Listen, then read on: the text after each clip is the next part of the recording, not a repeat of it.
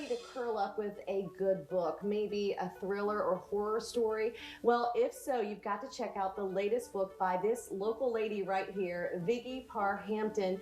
Viggy, it's great to see you again. You've just released your second book.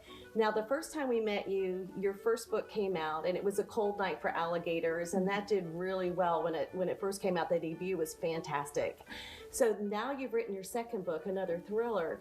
Tell us about this book and why you decided to write Much Too Vulgar. Absolutely. So Much Too Vulgar is about a disturbed pre-med student named Keely who will do anything she can to get into med school, even if that means eliminating her competition. Oh my goodness. Okay, so you have experience in that world because your background, you're an epidemiologist, you work for the CDC and graduated from Georgetown and Emory.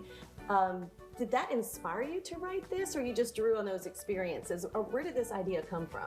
Well, I was an undergraduate at Georgetown, as you mentioned, in biology, and I got a front row seat to the pressure cooker of pre-med academia, and I wanted to see what would happen if you put somebody in that environment who was just ready to snap.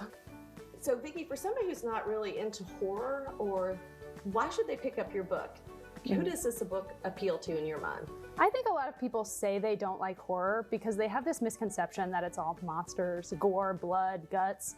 But I think there are as many subgenres of horror as there are ice cream flavors. And horror's even in romance and fairy tales. So just because you think you don't like horror, I say you just haven't found your favorite horror ice cream flavor.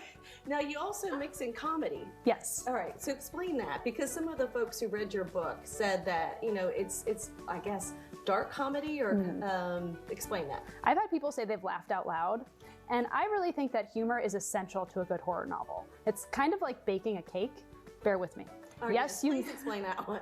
You need the flour and the sugar, but you also need nuts, salt, spice, chocolate chips, the things that make it really delicious and memorable. And I think that's what humor does for a good horror novel. So Viggy, on the back of your book, you have some wonderful comments or blurbs from people who've read it. Yes. And what are they saying about your book? So I reached out to several best-selling horror authors, and they read and reviewed the book before its publication.